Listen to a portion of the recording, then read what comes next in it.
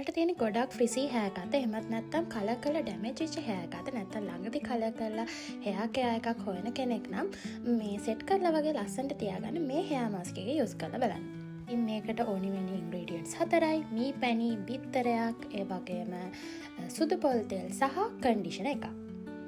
මුලින්ම බිත්තරේ සුදු මදේ අයින් කරගන්න. අපිට මේකට ඕනි වෙන්නේ බිත්තරේ කහ මදේ විතරයි. ඊට පස්සේ බිත්තරේ කහ මදේ වෙන එකට දාගෙන මේක පොඩ්ඩක් බිත්තර සුදු මදත් එකතු වෙලා තියෙනවා කමක් නැහැ. ඊට පස්සේ මේකට කන්ඩිෂනර් දාගන්න ඔයාලගේ කොණ්ඩේ ප්‍රමාණය අනුව. ඊට පස්සේ මී පැණි ටිකක් ඒකට දාගන්න. ඊට පස්සේ අන්තිමේටම සුදු පොල් තෙල් ටිකක් දාගන්න. ඔයාලට මීට අමතරව ඕන නම් විටමින් E මේකට දාගන්න පුළුවන්. ඊට පස්සේ මෙන්න මේ පැක් එක හොඳට මික්ස් කරගන්න.